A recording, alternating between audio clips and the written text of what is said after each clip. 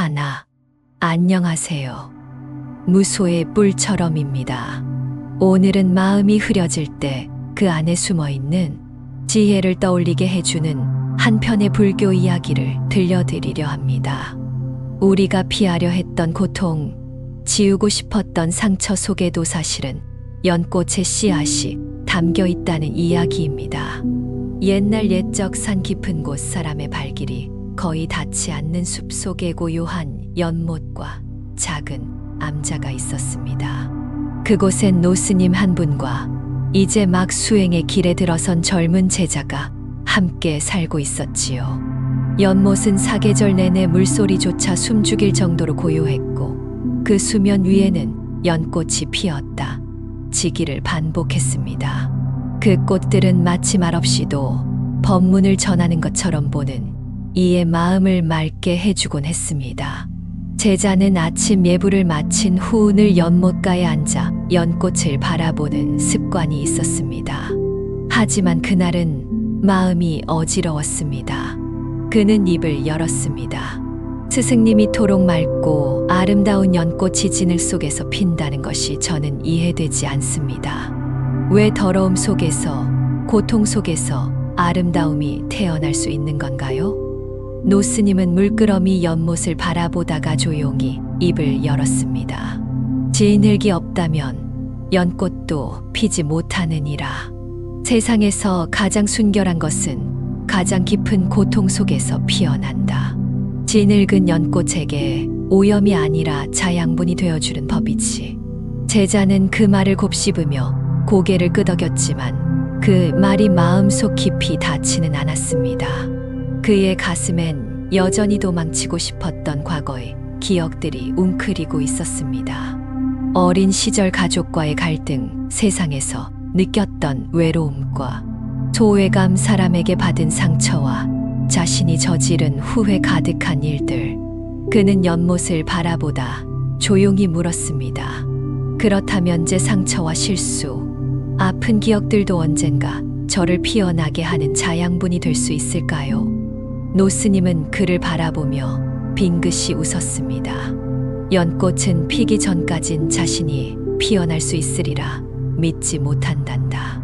하지만 시간이 지나면 햇살이 비추고 바람이 지나가고 물결이 흔들리며 연꽃은 결국 피어난다. 그날 이후 제자는 하루도 빠짐없이 연못가에 앉았습니다. 봄에는 꽃봉오리가 돋아나는 모습을 바라보며 자신의 마음에도 희망이 움트는 것을 느꼈습니다. 여름에는 연꽃이 만개한 수면 위에 달빛이 번져 있을 때 그는 자신의 어두운 과거조차도 한 조각의 그림자였을 뿐임을 느꼈습니다. 가을에는 떨어지는 꽃잎을 보며 무언가를 내려놓는 법을 배워갔습니다. 겨울에는 아무것도 피어나지 않는 연못을 보며 침묵 속에서 차오르는 내면의 평화를 마주했습니다. 이 네 계절 동안 그는 고통을 억지로 없애려 하지 않았습니다. 대신 그 고통을 있는 그대로 바라보며 이따금 말을 걸었습니다. 너는 나를 아프게 했지만 그래도 나를 이곳까지 데려왔구나. 이 길 위에 서도록 이끈 것도 결국 너였구나. 하루는 비가 몹시 내리던 날이었습니다. 그날 제자는 예전 같으면 마음이 무너졌을 만한 기억 하나를 떠올렸습니다. 하지만 그는 울지 않았습니다. 그 기억을 향해 미소를 지었습니다. 고맙다. 그때 널 이겨내려 하지 않았다면 나는 지금도 너를 두려워하고 있었을 거야.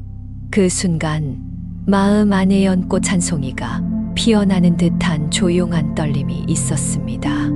그는 깨달았습니다.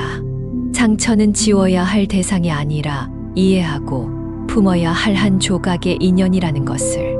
며칠 뒤 노스님이 제자를 불렀습니다.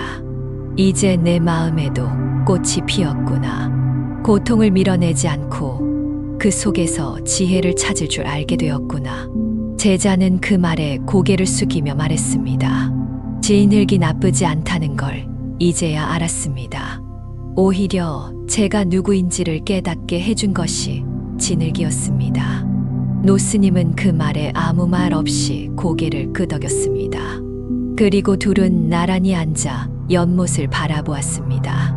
연못 위엔 말없이도 세상 모든 이치를 품은 듯한 연꽃 한 송이가 바람에 살랑이며 피어 있었습니다. 연못 위의 연꽃이 바람에 흔들리던 그날 이후 제자의 마음에도 잔잔한 물결이 퍼져가기 시작했습니다. 그는 이전과는 다르게 마을 사람들과의 인연도 다시 바라보게 되었습니다. 과거 자신을 무시했던 사람, 오해했던 이들, 심지어는 큰 상처를 안겼던 이들까지 그 이름들이 하나하나 떠오를 때마다 그는 연못가에 앉아 조용히 마음속으로 말했습니다. 당신도 나를 키워준 진흙이었습니다. 어느 날 제자는 노스님 없이 마을 심부름을 다녀오게 되었습니다.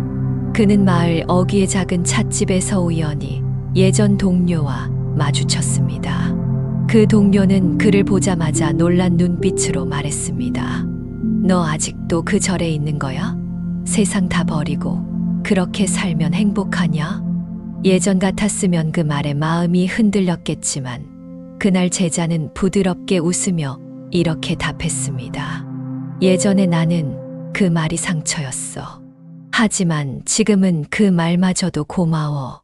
그 말 덕분에 내가 지금 여기까지 올 수 있었거든. 동료는 한참 동안 말을 잊지 못했습니다.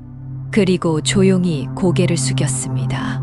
그날 밤 제자는 연못 앞에 앉아 자신 안에 남아있던 마지막 그림자에게 인사했습니다.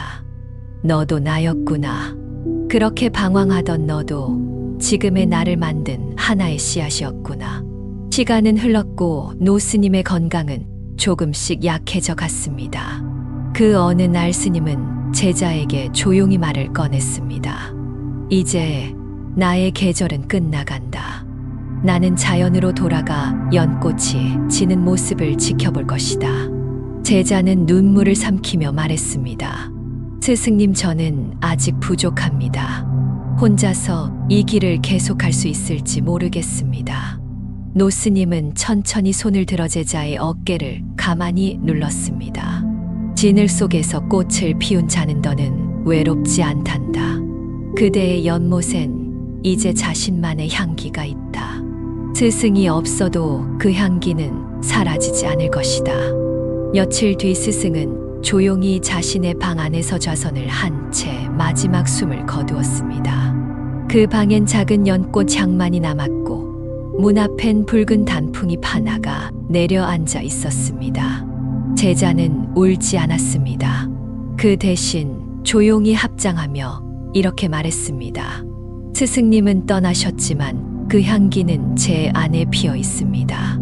그는 스승이 쓰던 방에 앉아 한참 동안 침묵 속에 머물렀습니다. 그 침묵은 슬픔이 아니라 감사와 깨달음이었습니다.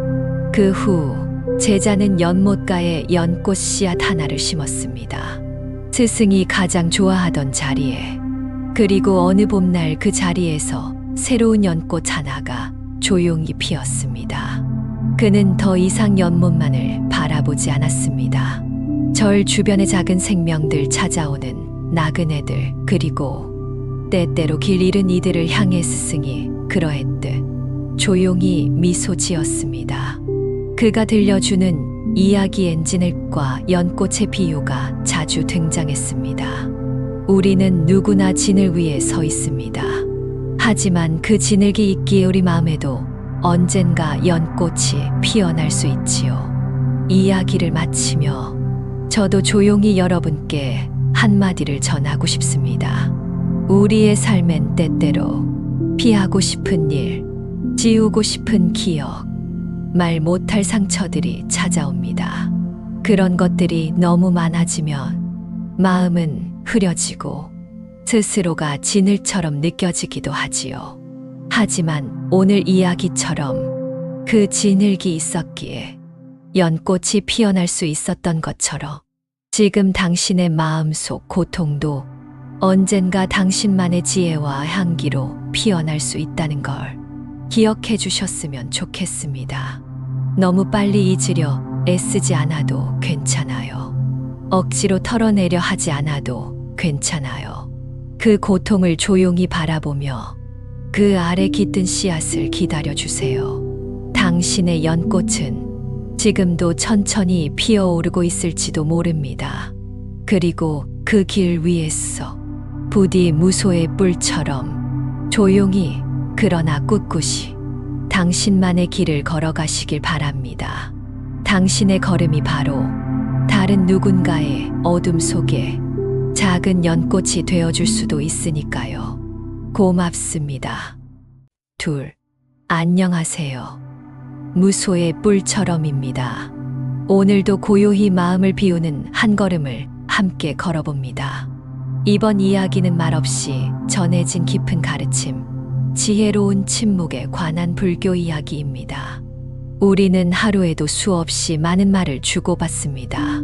그 중에 진짜 마음을 담은 말은 얼마나 될까요? 때로 말보다 더 큰 울림은 아무 말도 하지 않는 그 조용함 속에서 피어나곤 합니다.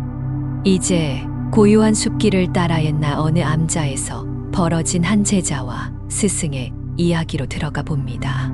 옛날 옛적 깊은 산골 외딴 곳에 사계절 바람과 새소리만이 드나드는 작은 암자가 있었습니다. 그곳엔 말을 하지 않는 노스님과 아직 새 속의 물기를 다 털어내지 못한 젊은 제자 정훈이 함께 살고 있었습니다. 노스님은 침묵의 스승으로 불렸습니다. 수십 년간 말 한마디 없이 지내오셨고 오직 행동과 눈빛 그리고 고요한 존재감으로만 제자들을 이끌었습니다. 마을 사람들도 그를 알았고 산을 넘어 그를 찾아오는 사람들조차 많았습니다. 그런데도 그는 단 한마디 말도 하지 않았지요. 말없이 차를 내주고 말없이 고개를 끄덕이며 말없이 뜰에 낙엽을 쓸곤 했습니다. 그 모습은 어쩌면 말보다 훨씬 더 많은 것을 말하고 있었는지도 모릅니다. 하지만 젊은 제자 정훈은 이해하지 못했습니다. 스승님은 왜 아무 말도 하지 않으시는 걸까?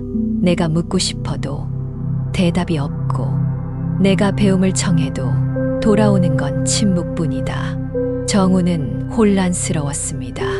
그는 책으로 배우고 스승의 법문을 듣고 싶었습니다. 그래야 자신이 정말 수행하고 있다는 생각이 들었지요. 매일매일은 비슷하게 흘러갔습니다.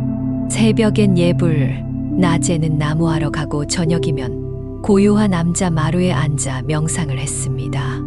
그런데 정훈은 시간이 지날수록 오히려 자신의 생각 소리만 커지는 것을 느꼈습니다. 내가 이 길을 제대로 가고 있는 걸까? 왜 스승님은 날 이끌어주지 않으실까? 그 혼란이 어느 날은 눈물이 되었고 어느 날은 분노가 되었습니다. 어느 가을 저녁 정훈은 조용히 스승 앞에 무릎을 꿇었습니다. 스승님, 정말 여쭙고 싶습니다. 왜 아무 말씀도 하지 않으시나요? 저는 그저 배우고 싶을 뿐입니다. 노스님은 말없이 조용히 물을 끓이고 작은 찻잔에 따뜻한 차를 따라 건넸습니다. 그 찻잔을 받아든 정훈은 고개를 들지 못했습니다. 노스님은 여전히 말이 없었지만 그 눈빛엔 따뜻한 미소가 담겨 있었습니다. 정훈은 그 순간 깨달았습니다. 아, 이것이 말씀 없는 말씀일 수도 있겠구나. 그날 이후 정훈은 스승의 행동 하나하나를 마음으로 읽으려 애썼습니다. 스승이 언제 산을 오르는지, 언제 마당을 쓰는지, 언제 찻잔을 내미는지를 지켜보며 그 속에 담긴 말 없는 뜻을 해석하려 노력했습니다.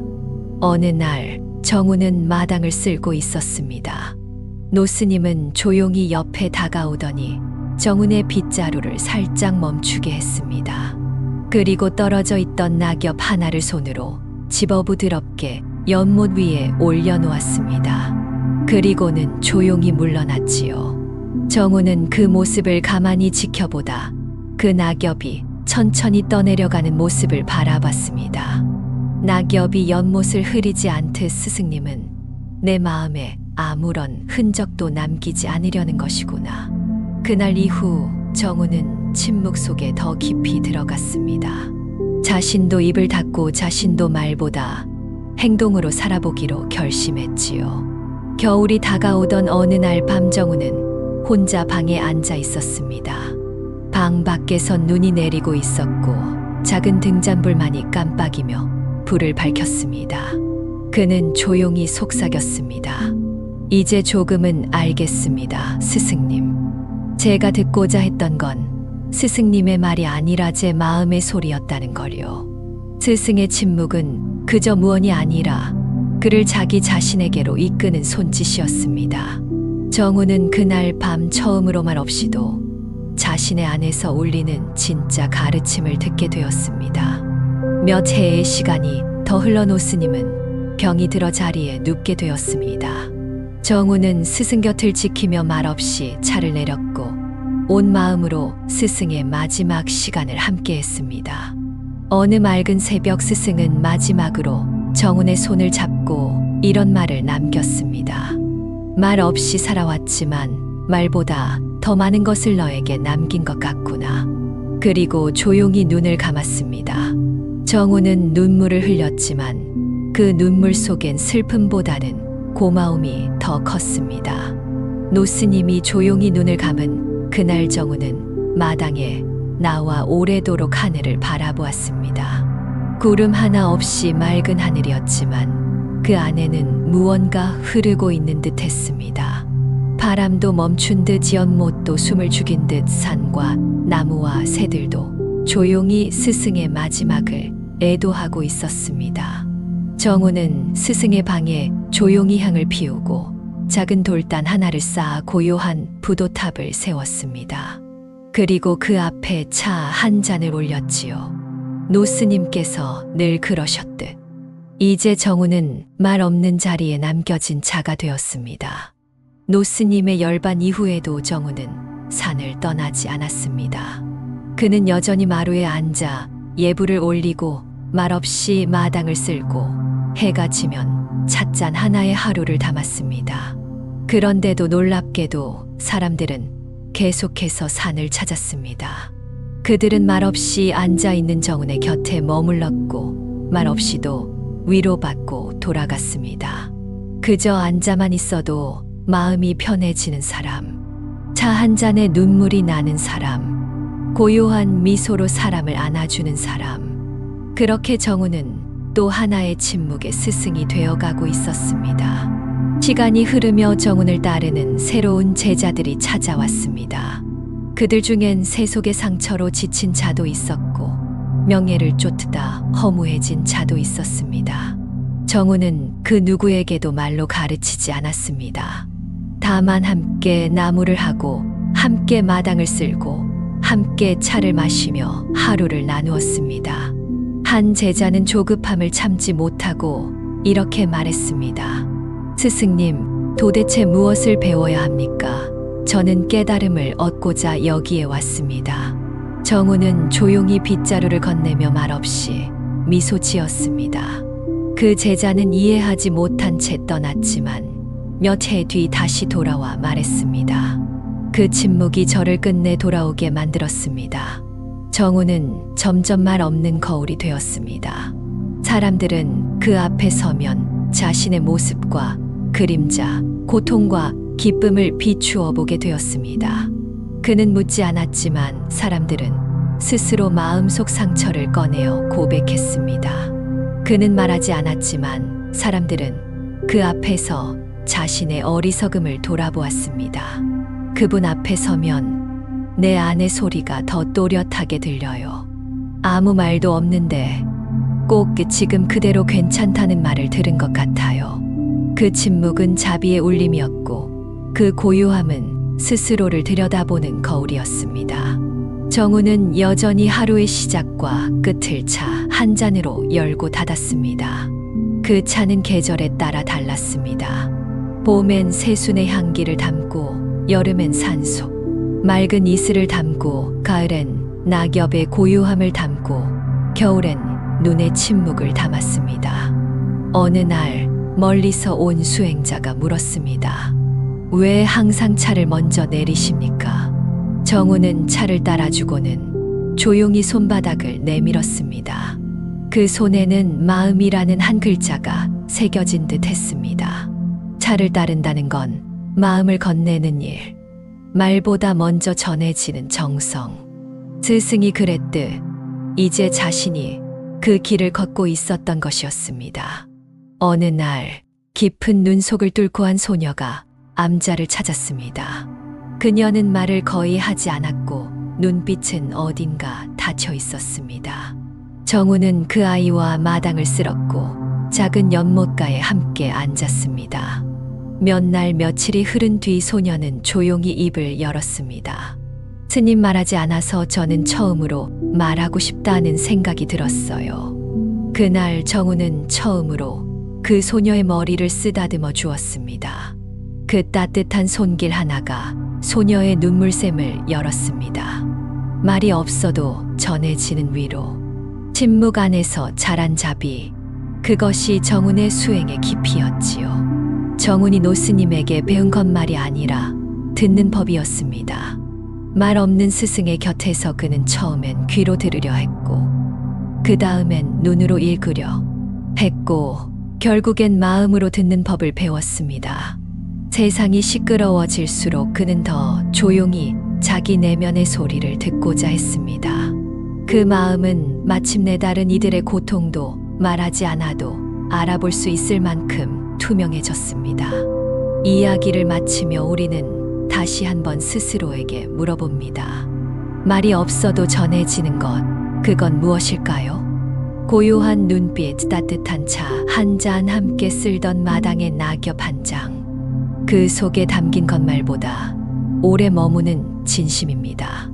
무소의 뿔처럼 군중 속에서도 홀로 조용히 자기 마음을 닦아가는 길. 그 길은 외롭지만 가장 순수한 빛으로 우리를 이끕니다. 당신의 하루에도 그런 침묵의 지혜가 한 줄기 스며들기를 바랍니다.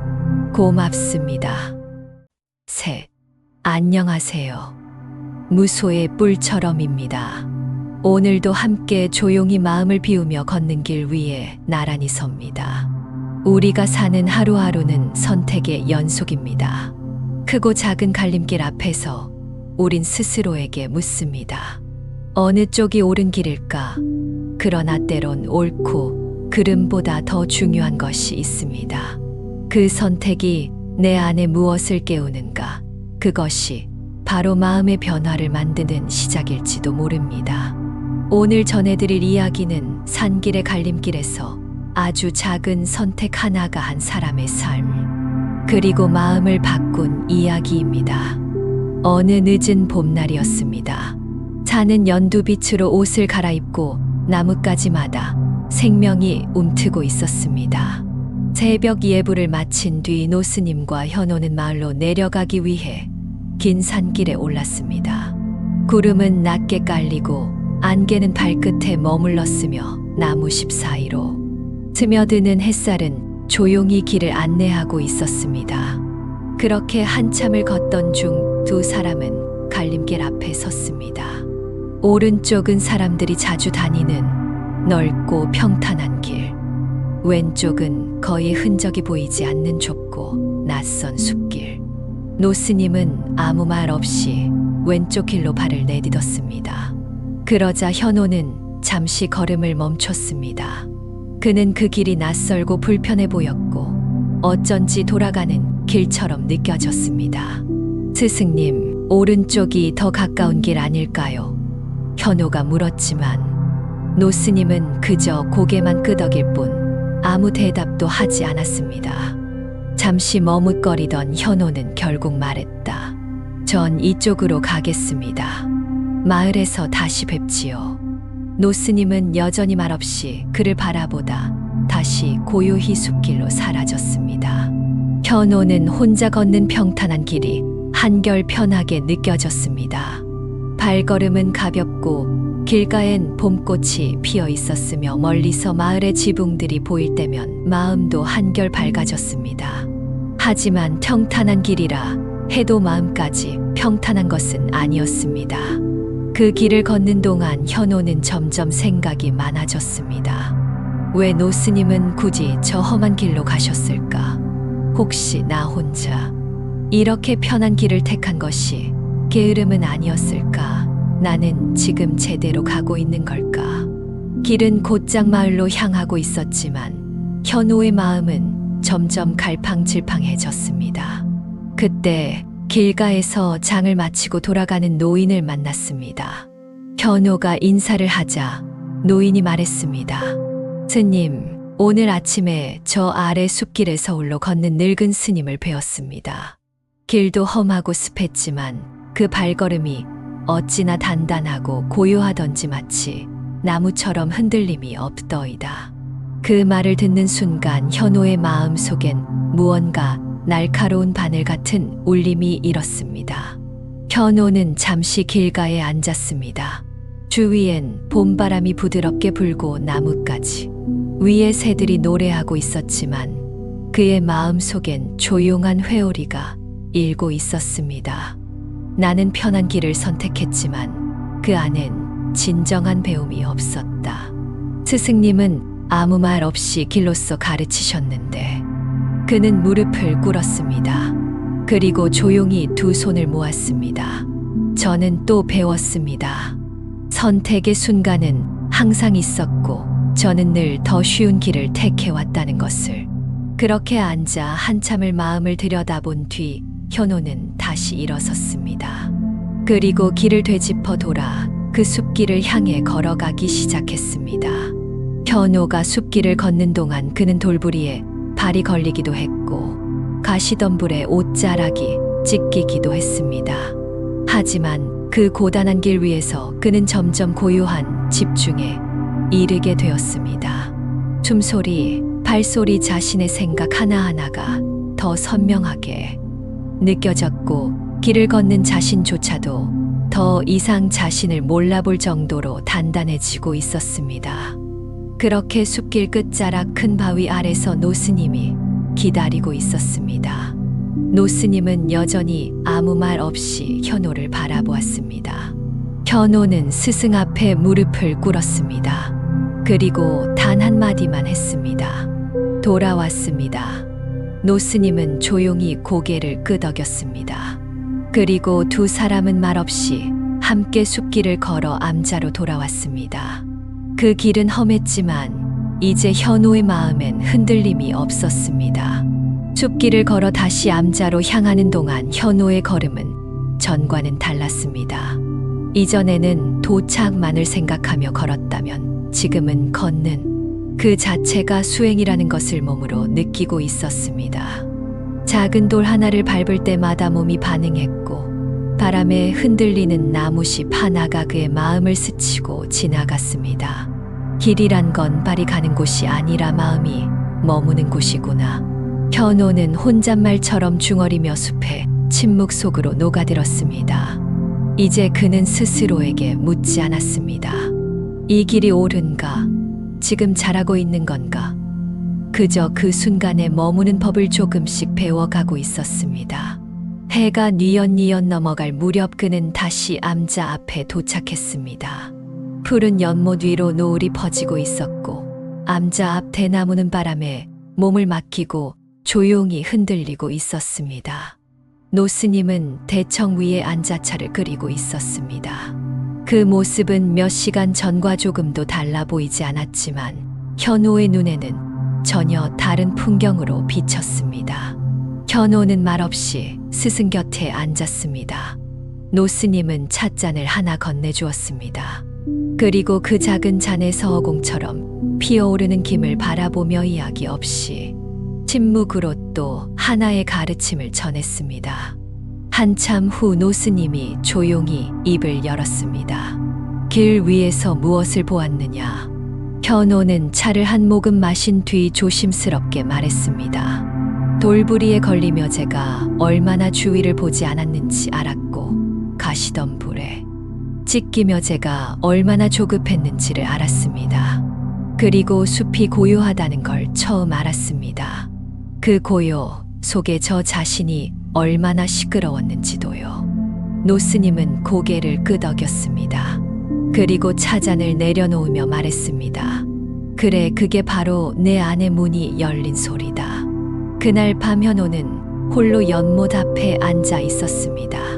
달빛은 수면 위에 하얗게 흩어졌고 물속엔 하늘과 나무 그리고 자신이 함께 비치고 있었습니다. 현호는 자신의 얼굴을 들여다보았습니다. 거기엔 질문이 없었습니다. 대신 지금 이 순간을 온전히 받아들이는 눈빛만이 있었습니다. 그는 중얼였습니다. 나는 어디로 가고 있는가가 아니라 지금 이 자리에 어떻게 있는가가 더 중요하다는 걸 오늘 처음 알게 됐습니다. 여름이 오고 숲엔 매미 소리가 가득해졌습니다. 그 사이 현호는 말수가 줄었습니다. 예전 같으면 책을 찾아 질문하고 노스님에게 끊임없이 배움을 구했을 그였지만 이제는 고요히 행동으로 수행을 이어갔습니다. 새벽이면 누구보다 먼저 일어나 물 깃고 밭을 돌보고 노스님이 말없이 내어놓은 의도를 그저 눈치가 아닌 마음으로 알아채려 애썼습니다. 어느 날 노스님은 조용히 그에게 물었습니다. 현호야, 그날 산길에서 왜 다시 돌아왔느냐? 현호는 망설이지 않고 답했습니다. 길을 걸으며 제 걸음이 가벼웠다는 걸 알게 되었고 마음이 흔들린다는 걸 알게 되었기 때문입니다. 노스님은 웃으며 말씀하셨습니다. 그래, 흔들린다는 걸 아는 것이 흔들림을 이기는 첫걸음이지. 가을이 찾아왔고 암자엔 붉은 단풍이 쌓였습니다. 그날 아침 노스님은 현호에게 작은 보자기를 건넸습니다. 안에는 오래된 염주와 낡은 나무 경책 한 권이 들어 있었습니다. 이제 나는 이 산을 떠날 거다. 현호는 놀라 물었습니다. 어디로 가십니까?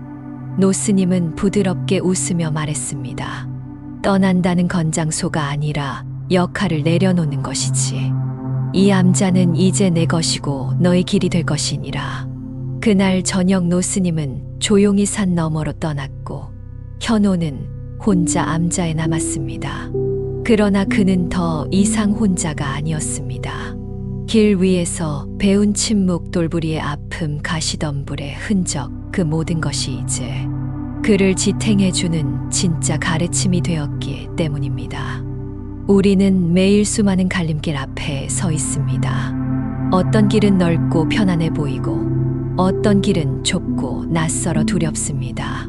하지만 기억하세요. 길을 바꾸는 건발이 아니라 마음이라는 것을. 편한 길이 반드시 틀린 길은 아니고 험한 길이 반드시 옳은 길도 아니지만 그 길 위에서 내가 무엇을 배우는가, 그것이 진짜 변화의 시작입니다. 작은 갈림길 앞에서 잠시 멈추어 스스로에게 물어보세요. 나는 지금 무엇을 따르고 있는가? 그리고 용기 내어 진심을 따르는 쪽으로 한 걸음 내딛어 보세요. 무소의 뿔처럼 두려움 없이 자신의 길을 걷는 당신의 그 선택이 더없이 아름다운 변화가 될 것입니다. 고맙습니다. 네, 안녕하세요. 무소의 뿔처럼입니다. 오늘도 마음의 바람을 따라 고요한 산길을 함께 걸어봅니다. 사람은 누구나 무언가를 얻고 싶어 합니다. 지식이든 깨달음이든 사랑이든, 그러나 주려고 할수록 그것은 마치 바람처럼 손가락 사이로 스르르 빠져나가지요. 오늘 전해드릴 이야기는 붙잡음이 아닌 느낌을 통해 마음의 본래 자리를 찾아간 한 제자의 여정입니다. 운무가 자욱하게 감싸는 산속 깊은 곳에 작은 암자 하나가 있었습니다. 그 암자엔 오래도록 수행한 노스님과 수행을 시작한 지 3년 남짓 되는 젊은 제자 유담이 함께 살고 있었지요. 유담은 총명하고 부지런했지만 마음 어딘가엔 항상 채워지지 않는 허기가 있었습니다. 좌선 중에도 경전을 읽을 때도 항상 머릿속 어딘가엔 이런 질문이 맴돌았습니다. 나는 언제쯤 진짜 깨달음을 얻게 될까? 깨달음은 먼 산처럼 느껴졌고 지금 이 순간은 늘 부족하고 어딘가 모자란 듯 보였습니다. 어느 봄날이었습니다. 산골짜기마다 물소리가 넘치고 꽃잎이 바람에 실려 흩날리던 날, 유담은 노스님과 함께 절 뒤편 바위 위에 앉아 있었습니다. 노스님은 조용히 바람을 느끼며 앉아 있었고, 유담은 잠시 망설이다 물었습니다. 스승님, 왜 제 마음은 이토록 불안한 걸까요? 공부도 하고 참선도 하는데 왜 마음은 늘 채워지지 않는 것처럼 공허한지요? 노스님은 눈을 감은 채 조용히 말했습니다. 유담아, 손으로 바람을 잡아보거라. 유담은 멈칫했습니다. 예, 손으로 지금 불고 있는 이 봄바람을 한 줌만 잡아보거라. 유담은 곧장 두 손을 펼쳐 바람이 지나가는 자리를 향해 움켜쥐었습니다. 그리고 조심스레 두 손을 모아보았습니다. 그러나 손 안에는 아무것도 없었습니다. 유담은 또다시 시도했습니다. 이번에는 더 크게 손을 벌려 더 빠르게 모았습니다. 하지만 손 안에는 여전히 아무것도 없었습니다. 노스님은 그 모습을 조용히 지켜보다가 물었습니다. 잡았느냐? 아닙니다. 아무것도 없습니다. 그래, 그것이 내가 지금까지 하던 수행의 모습이란다. 유담은 당황했습니다. 수행이요? 노스님은 조용히 일어나 바위 끝으로 걸어갔습니다. 바람은 절벽 아래에서부터 밀려오듯 불어왔고, 그 바람에 노스님의 옷깃이 부드럽게 흔들렸습니다. 유담아, 바람은 잡을 수 없다. 하지만 바람을 느낄 수는 있지. 마음도 마찬가지란다. 잡겠다는 생각을 놓아야 비로소 그 본 모습이 느껴지는 법이다. 유담은 고개를 떨구었습니다. 자신은 그동안 마음을 이해하려 하지 않고 그저 움켜쥐려 했다는 걸 깨달았습니다. 그는 자신이 해왔던 수행을 떠올렸습니다. 늘 무언가를 얻기 위해 더 높은 자리에 서기 위해 했던 좌선, 독경, 공무. 그 마음은 마치 바람을 쥐려 했던 손과 다르지 않았습니다. 그날 밤 유담은 잠이 오지 않았습니다. 노스님의 말이 머릿속에서 맴돌았습니다. 잡겠다는 그 한 생각이 어쩌면 지금까지의 모든 고요를 흔들고 있었던 건 아닐까. 유담은 이불을 정리하고 조용히 밖으로 나갔습니다. 별빛 아래 밤바람이 살짝살짝 옷깃을 건드렸습니다. 그는 절마당의 나무 아래 앉아 오랜 시간 말없이 바람을 느꼈습니다. 바람은 잡히지 않았지만 확실히 존재하고 있었습니다. 그제야 그는 조금씩 알기 시작했습니다. 존재는 붙잡는 것이 아니라 느끼는 것이라는 것을. 다음 날 노스님은 제자에게 아무 말도 하지 않았습니다. 다만 그날부터 유담의 수행 방식이 달라졌습니다. 예전엔 좌선 중 눈을 질끈 감고 집중하려 애썼지만 이제는 눈을 부드럽게 감은 채 그저 느끼는 것에 마음을 두기 시작했습니다. 부는 바람, 풀벌레 소리, 가슴 속 작은 떨림, 모든 것을 억지로 해석하거나 분석하려 하지 않고 그냥 있는 그대로 두었습니다. 그 순간 마음속 무언가가 조금씩 느슨해졌습니다. 그리고 비로소 그 빈 공간 안에서 고요함이 피어났습니다. 며칠 뒤 노스님은 유담에게 조용히 물었습니다. 요즘 수행은 어떠냐? 유담은 미소를 머금고 대답했습니다. 스승님, 예전엔 마음을 다스리려 했는데 요즘은 마음을 지켜보고 있습니다. 예전엔 무엇을 얻겠다는 생각이 앞섰지만 지금은 그저 있는 것에 고개를 숙이게 됩니다. 노스님은 고개를 끄덕이며 말했습니다. 그것이야말로 바람을 느끼는 수행이란다. 그날 이후 유담은 깨달음이란 어떤 목표가 아니라 지금 이 순간 안에 이미 있는 것임을 받아들이게 되었습니다.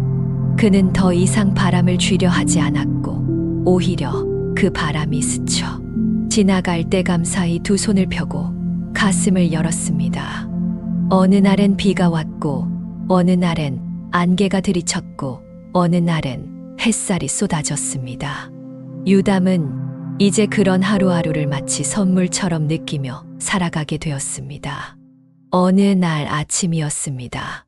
해가 산마루 위로 천천히 떠오르고 자욱하던 안개가 부드럽게 물러서기 시작했습니다. 유담은 이른 새벽 암자 뒤편 숲으로 향했습니다. 그곳엔 사람의 발길이 잘 닿지 않는 작은 계곡이 있었고 맑은 물소리와 새들의 울음이 섞여 흐르는 고요한 공간이었습니다. 그는 아무 말 없이 앉았습니다. 눈을 감고 억지로 집중하려 하지 않고 그저 들려오는 모든 소리를 받아들였습니다. 물 흐르는 소리, 바람이 나무잎을 흔드는 소리, 자신의 숨소리마저도 하나하나 그냥 지나가게 두었습니다. 그제야 그는 알 수 있었습니다. 바람은 흘러가는 것이고 마음 또한 흘러가는 것이며 흘러감을 막으려 할수록 그것은 더 거세게 흔들린다는 것을. 며칠이 지나고 유담은 더 이상 수행이 잘 되고 있나 고민하지 않게 되었습니다. 그는 이제 바람이 불어오면 바람을 느끼고 비가 오면 비를 바라보며 해가 뜨면 그 빛을 맞으며 앉아 있었습니다. 어느 날엔 무거운 마음이 찾아왔습니다. 과거의 기억들, 과거의 실수, 다시 돌아가고 싶지 않은 감정들이 스쳐 지나갔습니다.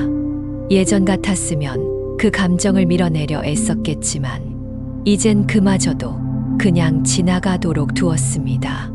이것 또한 지나가는 바람이니 그는 그렇게 마음속으로 읊조리며 한 줄기 바람처럼 스쳐가는 생각들을 놓아주었습니다.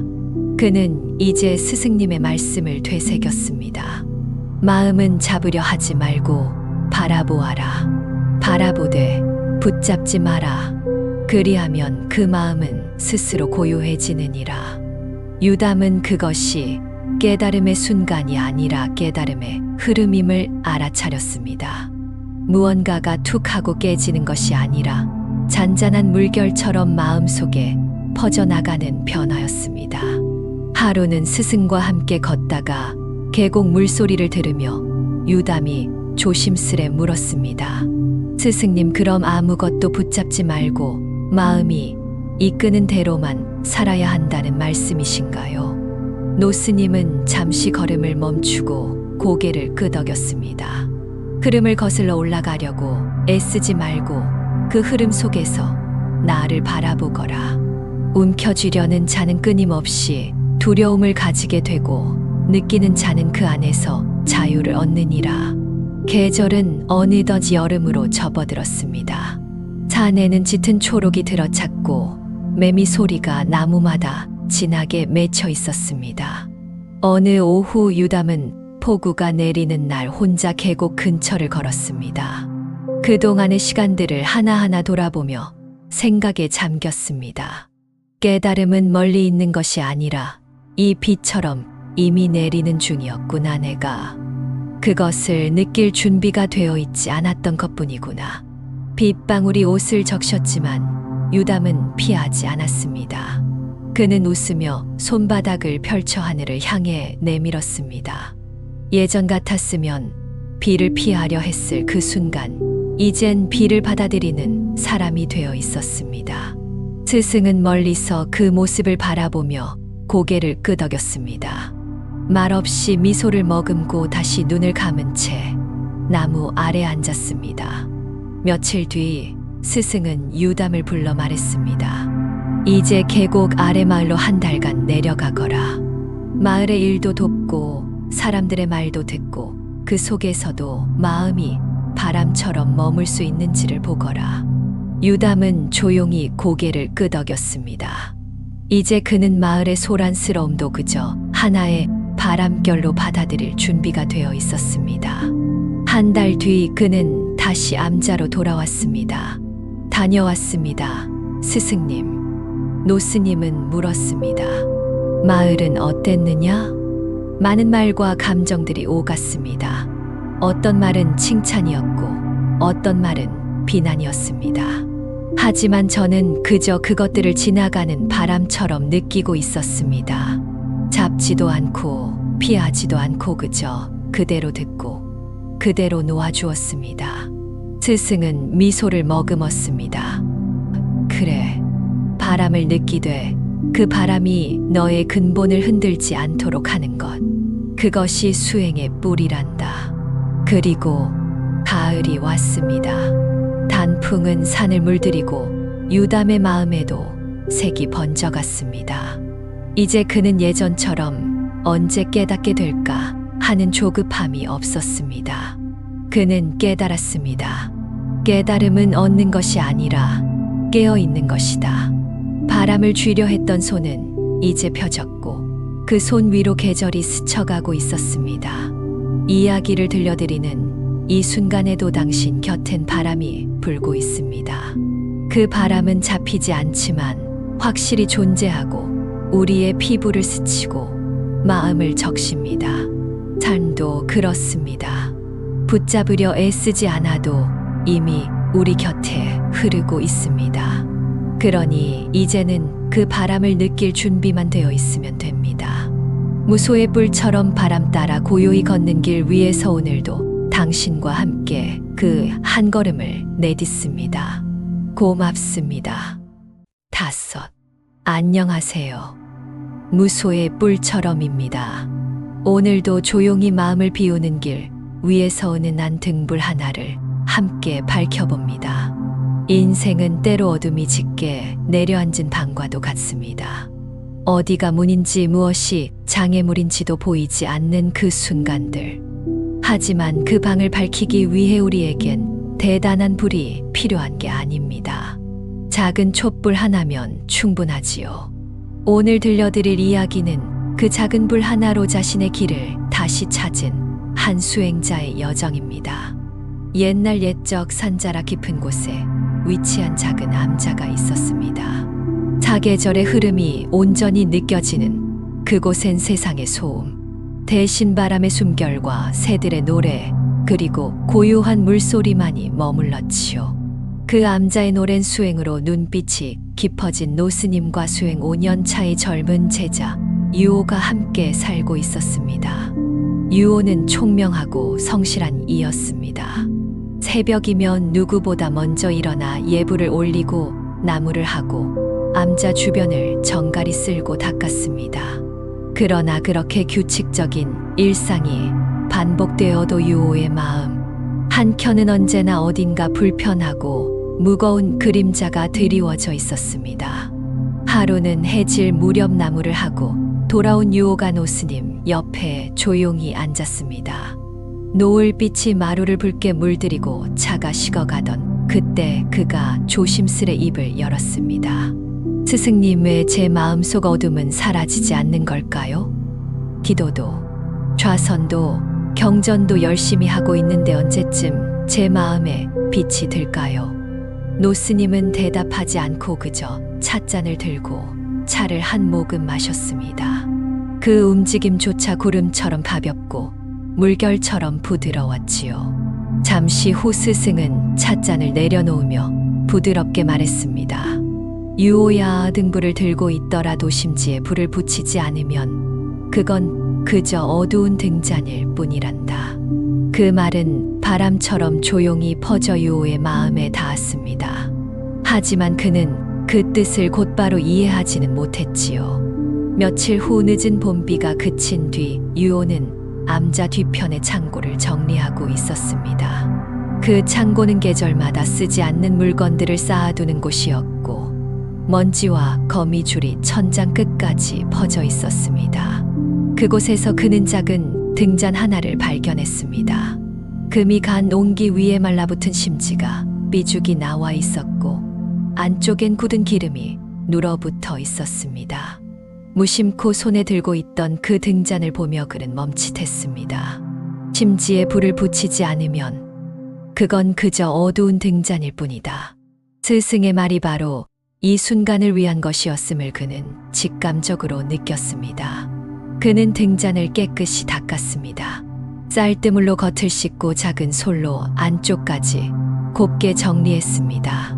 그리고 창고 구석에서 새 심지를 찾아 조심스레 꽂고 기름도 새로 부었습니다. 이윽고 밤이 찾아왔습니다. 창고 옆 작은 선방에 앉아 유오는 촛불로 등잔의 심지에 불을 붙였습니다.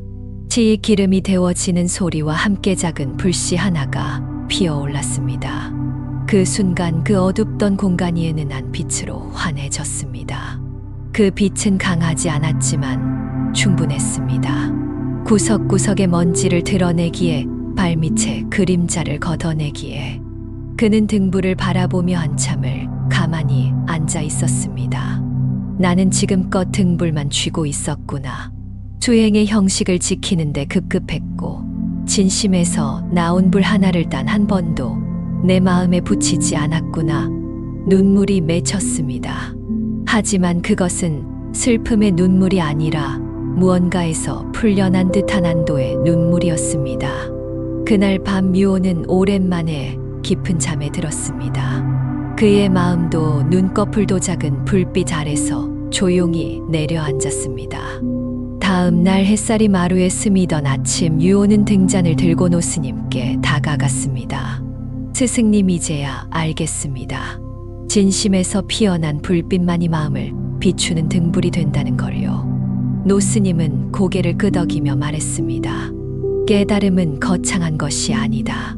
진심에서 비롯된 작은 깨우침 하나가 마음을 밝혀주는 등불이 되어 남은 인생 전체를 이끌어주기도 한단다.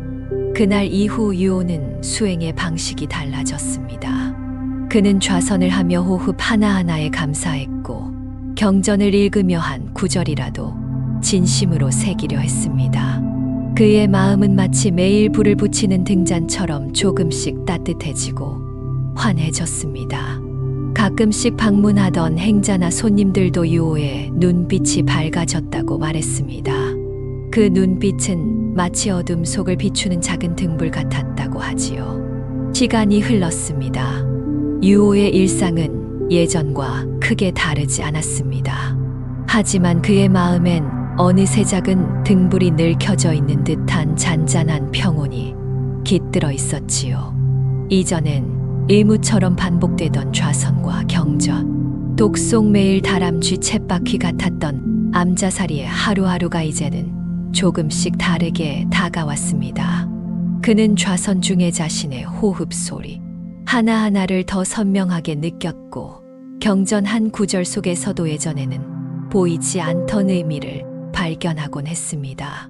한 걸음, 한 움직임 속에서도 마음의 중심을 느끼려 애썼습니다. 물동이를 옮기며 땀을 닦으며 심지어는 나무잎이 바람에 흔들리는 모습을 볼 때조차도 그의 마음은 그저 흘러가듯 머물러 있었습니다. 그러던 어느 날 암자의 뜻밖의 손님이 찾아왔습니다. 비가 추적추적 내리던 날 노스님의 옛 제자였던 스님 한 분이 먼 길을 걸어 찾아왔습니다. 그는 세속으로 나갔던 제자였습니다. 처음엔 큰 도량을 짓고 많은 사람들에게 불법을 전했지만 시간이 흐르며 점차 명예와 세속의 유혹에 물들어 결국 수행을 놓아버린 이였습니다. 그는 병든 몸으로 암자를 찾아와 노스님의 발밑에 엎드렸습니다. 스승님, 이제야 제가 가야 할 길이 어디였는지를 알았습니다. 뒤늦게 후회뿐입니다. 노스님은 조용히 그를 일으켜 앉혔습니다. 그 모습은 책망도 없고 한숨도 없고 오직 깊은 자비심만이 감돌고 있었지요. 유오는 그 광경을 지켜보며 마음속에서 무언가 묵직한 감정을 느꼈습니다. 누구나 길을 잃을 수 있고 누구나 다시 돌아올 수 있구나. 중요한 건 그 돌아오는 길을 밝히는 등불 하나일지도 모르겠다. 며칠 후 그 제자는 병세가 악화되어 침상에서 일어나지 못하게 되었습니다. 유오는 밤마다 등잔을 들고 그의 방에 들어가 작은 불빛 하나를 켜두었습니다. 이 불빛 괜찮으세요? 그가 조심스레 물었습니다. 그 제자는 흐릿한 눈으로 불빛을 바라보다 조용히 고개를 끄덕였습니다.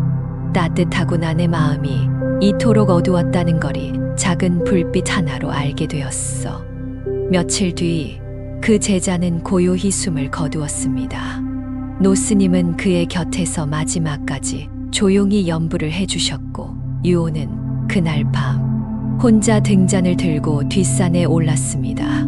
그는 산 중턱에 앉아 흩날리는 별빛 아래 마음속 깊은 곳에 하나의 다짐을 세웠습니다.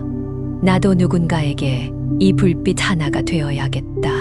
작고 흔들리더라도 어둠 속을 걷는 이에게 길을 밝혀주는 등불이 되고 싶다. 그 다짐은 그날 이후 유오의 삶 전체를 바꾸는 씨앗이 되었습니다. 노스님은 말수가 줄어들었고 계절이 서너 번 바뀐 어느 늦은 가을 결국 침상에 눕게 되었습니다. 그날 밤 유오는 노스님의 곁에서 조용히 손을 잡고 있었습니다. 노스님은 마지막으로 눈을 떴고 미소 지으며 말했습니다. 유오야, 이제 내가 내 등을 대신 들 때가 되었구나. 기억하렴. 크게 비추려 하지 말고 그저 꺼뜨리지 않으려 애써라. 진심은 언제나 빛이 되어 흐른단다. 그리고 그 말처럼 노스님은 마치 촛불이 자연스레 꺼지듯 고요히 세상을 떠났습니다.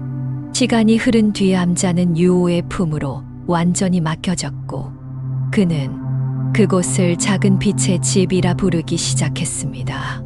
새 속에 상처 입은 이들 길을 잃고 헤매던 수행자들, 더는 삶의 의미를 찾지 못했던 사람들이 하나둘 그를 찾아오기 시작했습니다.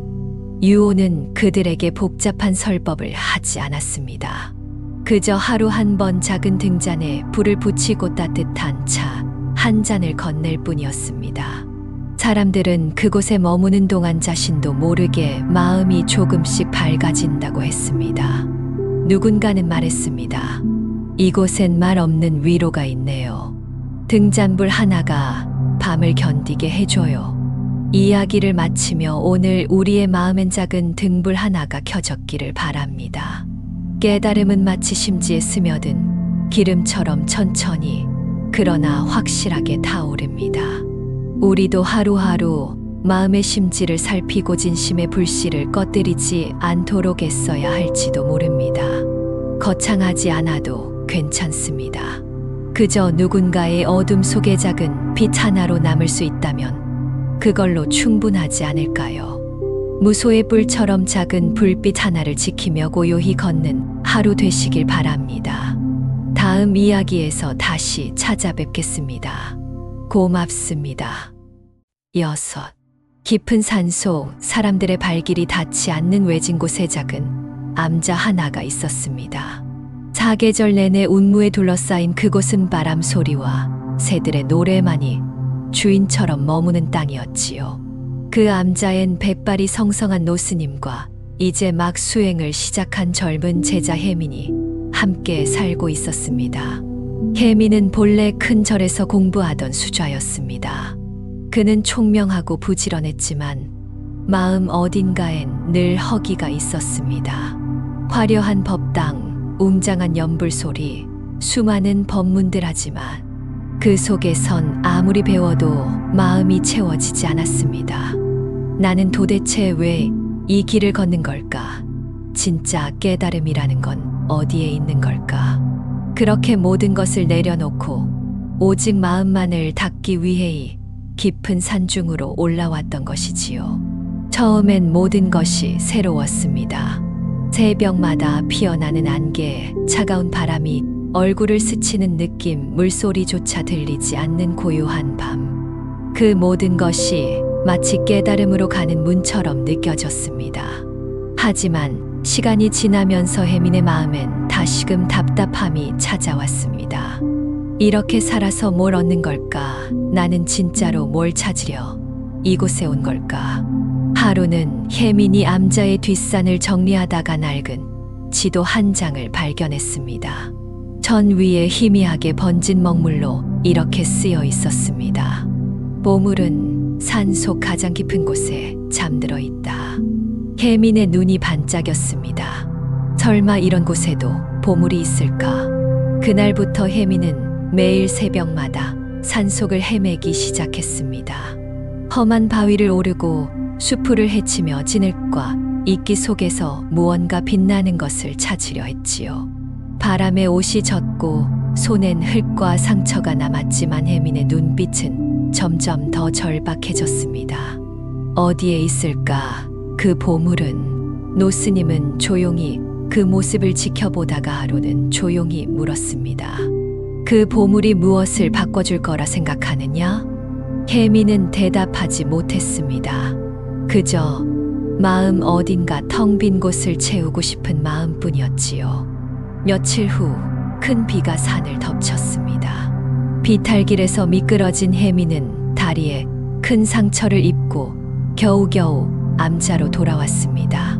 며칠 동안 누워있는 동안 혜미는 이전엔 미처 보지 못했던 스승의 일상을 바라보게 되었습니다. 노스님은 새벽마다 차를 다렸습니다. 말없이 마당을 쓸고 하루도 빠짐없이 마당 한켠에 마른 나무에 물을 주었습니다. 그 모습은 아무런 보상도 기대하지 않는 그저 그 자체로 완전한 수행처럼 보였습니다. 어느 날 혜미는 묻습니다. 스승님, 왜 늘 그 나무에만 물을 주시나요? 그건 죽은 나무 아닙니까? 노스님은 잔잔히 웃으며 말했습니다. 그 나무는 오래전부터 그 자리에 있었지. 겉은 말라 보여도 안엔 아직 온기가 있단다. 보물도 마찬가지야. 겉으로 보이지 않아도 안에 있는 것이지. 그날 밤 혜미는 처음으로 산속에서 보낸 시간을 천천히 되돌아보았습니다. 새벽마다 일던 안개, 스승이 건네던 따뜻한 찻잔, 차가운 물에 손을 씻던 감촉 지나가며 인사하던 나무들, 그 곁에서 아무 말 없이 있어준 스승의 존재. 그 모든 것이 이미 보물이었다는 걸 그제야 깨달은 것이지요. 그는 조용히 중얼거렸습니다. 나는 보물을 찾으려 다니며 이미 보물 속에서 살고 있었구나. 그 후로 혜미는 더 이상 산속을 헤매지 않았습니다. 그 대신 스승 곁에서 매일같이 나무에 물을 주고 차를 다리고 법문 한 줄을 천천히 읽으며 마음을 닦았습니다. 그렇게 사계절이 흘렀고 마른 나무에도 어느 봄날 작은 새싹이 돋아났습니다. 혜미는 그 나무를 보며 가만히 미소 지었습니다. 보물이란 찾는 것이 아니라 돌보는 가운데 피어나는 것이란 걸 그는 이제 알고 있었던 것이지요. 세월이 흘러 노스님은 열반에 드셨습니다. 마지막 순간까지도 조용히 웃고 계셨지요. 혜미는 이제 암자의 스승이 되어 자신처럼 길을 잃은 이들을 조용히 맞이했습니다. 어느 날 한 젊은 수행자가 찾아와 물었습니다. 스님, 이 깊은 산속에서 무언가 특별한 것을 얻으셨나요? 혜미는 잠시 눈을 감았다가 조용히 대답했습니다. 예, 눈으론 볼 수 없지만 마음으론 늘 느낄 수 있는 보물을 얻었습니다. 그날 이후 혜미는 더 이상 눈에 보이는 무언가를 좇지 않았습니다. 산속을 떠도는 일도 멈추었고 지도 속 보물이 어디에 있는지를 궁금해하지도 않았습니다. 그 대신 매일같이 눈앞에 나무에게 물을 주고 하루 한 줄의 법문을 천천히 새기며 작은 일 하나에도 마음을 담았습니다. 아침이면 대웅전의 문을 조용히 여는 일, 낮이면 떨어진 낙엽을 주워 마당을 정리하는 일, 밤이면 별을 바라보며 숨을 고르는 일. 이 모든 순간이 그에게는 더없이 귀한 수행이 되었지요. 어느 초여름 밤이었습니다. 암자 뒤편의 연못가에 앉아 혜미는 문득 예전의 자신을 떠올렸습니다. 보물을 찾아 나섰던 날들, 손에 흙이 묻고 발에 상처가 나도 멈추지 않았던 그 열정. 그건 어쩌면 진심이었을지도 모릅니다. 하지만 지금의 그는 알고 있습니다. 진짜 보물은 열심히 달려가서 찾는 것이 아니라 멈춰 서서 바라보는 가운데 드러나는 것이라는 걸. 그렇게 깊은 생각에 잠겨 있던 혜민의 귓가에 노스님의 목소리가 환청처럼 스며듭니다. 보물은 스스로를 비춘다. 찾으려 하지 말고 비추도록 하여라. 그리고 그 이듬해 봄, 한 청년이 암자를 찾아왔습니다. 추더분한 행색에 낯설지만 간절한 눈빛을 지닌 그 청년은 묵묵히 암자의 일을 도우며 며칠을 지냈습니다. 말도 많지 않았고 밥을 먹을 때도 나무를 옮길 때도 항상 주위를 살피며 조용히 움직였습니다. 그러던 어느 날 청년은 혜민에게 물었습니다. 스님, 저는 삶이 텅 빈 것 같습니다. 무언가를 열심히 해도 남는 것이 없고 사람들과 함께 있어도 늘 외롭습니다. 왜 그럴까요? 혜민은 한참 동안 대답하지 않았습니다. 그저 청년의 손등에 묻은 흙을 바라보다 연못을 가리키며 말했습니다. 그 연못을 보게. 겉으로는 고요하지만 그 안엔 수많은 생명이 살아가고 있지. 우리가 보지 못할 뿐이야. 청년은 조용히 연못을 바라보았습니다. 그리고 그날 밤 처음으로 그가 조용히 혼자 연못가에 앉아 있었습니다. 혜민은 멀찍이 서 그 모습을 지켜보다가 자신의 옛 모습을 떠올렸습니다. 그토록 간절했던 시절, 하지만 스스로조차 몰랐던 내면의 울림들. 며칠 뒤 청년은 짐을 싸며 말했습니다. 저는 이곳에서 보물을 본 것 같습니다. 아직 손에 쥔 것은 아니지만 이제는 그게 무엇인지 조금은 알 것 같습니다. 혜민은 조용히 고개를 끄덕였습니다. 그 순간 그는 느꼈습니다. 이제 자신이 노스님에게 받았던 걸 누군가에게 전해줄 수 있는 자리에 와 있음을. 그것은 법문도 말도 아닌 그저 곁에 있어주는 자세, 아무것도 기대하지 않고 바라보는 시선이었지요. 세월은 조용히 흘렀고 암자엔 다시 꽃이 피고 새들이 둥지를 틀었습니다. 가끔은 눈이 내려 암자의 문을 막기도 했고 가끔은 천둥이 쳐서 지붕이 새기도 했습니다. 그럴 때마다 혜민은 노스님이 그랬듯 조용히 쓸고 고치고 바라보며 하루하루를 살아냈습니다. 마치 그것이 진짜 보물에게 바치는 예배처럼. 그로부터 수년 뒤 도시에서 몇몇 수행자들이 암자를 찾아왔습니다. 그들은 이곳저곳을 둘러보다가 말했습니다. 이곳엔 참으로 아무것도 없군요. 유명한 불상도, 많은 제자도, 거대한 법문도 없고. 혜민은 조용히 웃으며 대답했습니다. 그렇지요. 하지만 이곳엔 있는 것보다 보는 법을 배우는 공간이 있습니다. 그날 밤 혜민은 마루에 앉아 하늘을 올려다보았습니다. 달은 예나 지금이나 조용히 그리고 한결같이 떠 있었습니다. 그는 조용히 중얼거렸습니다. 참된 보물은 잊지 않고 바라보는 눈 안에서 태어나는구나. 진짜 보물은 눈에 보이지 않는 곳에서 빛납니다. 그것은 외적인 조건이 아닌 스스로를 비추는 마음의 등불에서 피어납니다. 우리의 일상 속에도 보물은 숨어 있습니다. 익숙한 풍경 속, 익숙한 사람의 미소 속, 그리고 지금 이 순간의 고요함 속에도요. 그러니 오늘도 무소의 뿔처럼 혼자서라도 조용히, 그러나 흔들림 없이 마음의 길을 걸어가 보세요. 그 길 끝에서 당신만의 보물을 반드시 만나게 될 테니까요. 고맙습니다.